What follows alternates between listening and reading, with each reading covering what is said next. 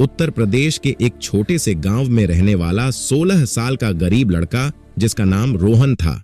उसके पिता कई साल पहले गुजर चुके थे और उसकी मां बहुत बीमार रहती थी। घर की हालत इतनी खराब थी कि कई बार दोनों को भूखे पेट सोना पड़ता था। लेकिन रोहन की एक आदत कभी नहीं बदली। हर रात वह गांव के पुराने शिव मंदिर में जाकर दीपक जलाता और भगवान से अपनी मां के लिए प्रार्थना करता। गांव के लोग उस मंदिर से डरते थे। कहते थे कि रात 12 बजे वहां अजीब आवाजें आती हैं। कई लोगों ने दावा किया था कि उन्होंने मंदिर के अंदर किसी साए को घूमते देखा है, इसलिए सूर्य ढलते ही कोई उस रास्ते पर नहीं जाता था। एक दिन डॉक्टर ने रोहन से कहा, आरव, तुम्हारी हालत चिंताजनक है। कितना गंभीर डॉक्टर साहब? हमें तुरंत इलाज शुरू करना होगा। जी डॉक्टर। अगर सुबह तक दवाई नहीं मिली तो तुम्हारी मां को बचाना मुश्किल है। दवाई की कीमत थी 5,000 रुपये और रोहन की जेब में सिर्फ 20 रुपये थे। उस रात तेज बारिश हो रही थी। आसमान में बिजली चमक रही थी।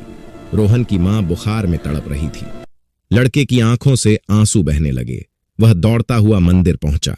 पुराना शिव मंदिर पूरी तरह अंधेरे में डूबा था। हवा इतनी तेज चल रही थी कि मंदिर के दरवाजे अपने आप हिल रहे थे। रोहन कांपती आवाज में बोला, भोलेनाथ, मैंने आज तक आपसे कुछ नहीं मांगा, बस मेरी मां को बचा लो। मैं जिंदगी भर आपकी सेवा करूंगा। उसने मिट्टी का छोटा सा दीपक जलाया, लेकिन तेज हवा के कारण दीपक बार बार बुझ रहा था। घड़ी में ठीक 12 बजे अचानक मंदिर की घंटियां अपने आप बजने लगीं। पूरा मंदिर कांप उठा। रोहन डर गया। उसके हाथ से दीपक गिर गया।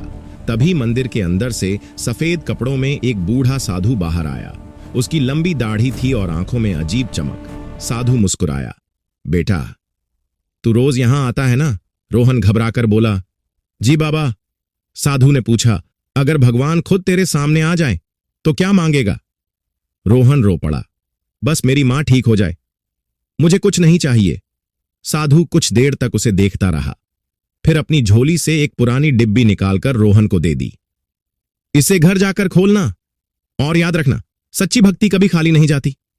इतना कहकर साधु मंदिर के अंदर चला गया। रोहन ने पीछे मुड़कर देखा, लेकिन मंदिर के अंदर कोई नहीं था। अचानक तेज हवा बंद हो गई। बारिश भी रुक गई। डरते डरते रोहन घर पहुंचा। उसने डिब्बी खोली और उसकी आंखें फटी रह गईं। अंदर ठीक 5,000 रुपये रखे थे। साथ में एक छोटा सा कागज था जिस पर लिखा था, भक्ति में शक्ति है। अगली सुबह रोहन दवाई लेकर आया। कुछ ही दिनों में उसकी मां पूरी तरह ठीक हो गई, लेकिन असली चमत्कार अभी बाकी था। रोहन अगले दिन मंदिर गया ताकि उस साधु को धन्यवाद कह सके। वहां गांव के सबसे बूढ़े पुजारी बैठे थे। रोहन ने पूछा, बाबा, वो सफेद कपड़ों वाले साधु कहां हैं? पुजारी अचानक चौंक गए। कौन साधु?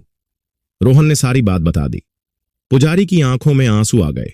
उन्होंने कांपती आवाज में कहा, बेटा, उस मंदिर में रहने वाले महंत जी को मरे हुए 20 साल हो चुके हैं और वो हमेशा सफेद कपड़े पहनते थे। रोहन के शरीर में सिहरन दौड़ गई।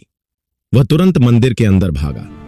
वहां शिवलिंग के पास वही डिब्बी रखी थी, लेकिन अब उसमें पैसे नहीं थे, सिर्फ एक ताजा गुलाब का फूल रखा था।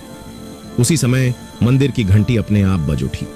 रोहन की आंखों से आंसू बहने लगे। वह समझ चुका था, उस रात मंदिर में कोई साधारण इंसान नहीं आया था। उसकी सच्ची भक्ति सुनने खुद भगवान आए थे।